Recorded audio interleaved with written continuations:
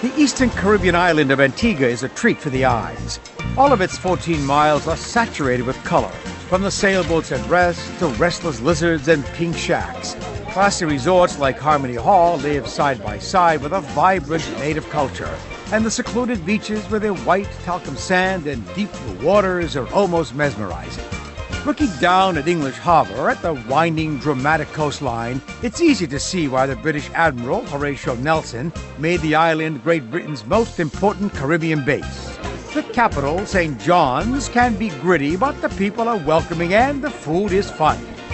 The trade winds keep the island's air soft and attract windsurfers and sailors. And when you leave, the islanders will probably call out in their rich accents, "We long for to see you. I'm longing to see you again." Or how about exploring Antigua in a 4x4 Jeep?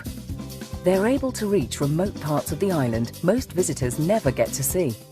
Discover the real Antigua as you pass through tiny villages along hidden trails and coastal roads. A thrilling way to explore this beautiful island.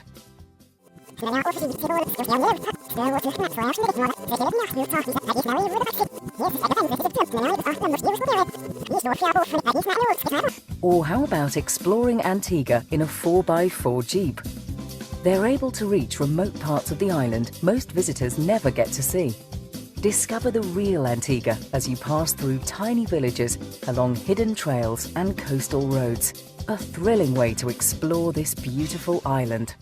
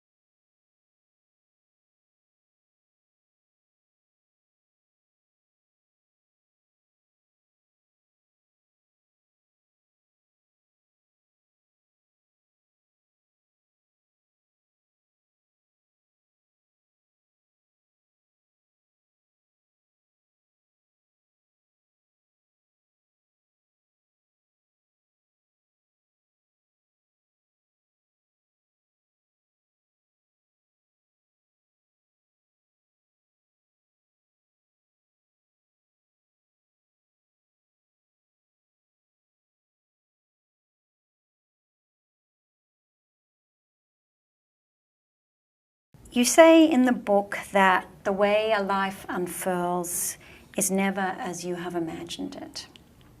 Is that true of your own life? When I wrote that, I was actually thinking of my own life. Of course, it has a curl to it. You know, it sounds as if the narrator sounds as if she was imagining something grand, and instead she ends up with less grand. But in my own life, I could not have imagined writing, the possibility of writing. I've always wanted to write. I just didn't know it was possible when I was imagining my life. I wanted to be Charlotte Bronte, but she was long dead. So I imagined being a dead person. When you arrived in the US, you were sent here, as I said, to be a maid. Yes. In Westchester, Yes. in New York. Yes.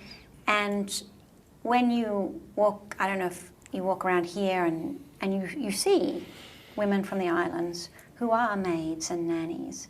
Do you ever think, well, there's another Jamaica Kincaid in there? That could have been me. Absolutely could have been me. In fact, it was me. I don't quite understand how I got out of it, you know. I mean, when I think of just going to school at nights while being a nanny, and then leaving my safe job as a nanny and going off into the world, renting an apartment with girls in New York City that I didn't know, I found in an advertisement, all those things just seem sort of incredible. They probably are not as lucky as I was. I lived with a wonderful family, especially the mother in the family, who was incredibly generous and kind and loving to me. I've just been very lucky my entire life.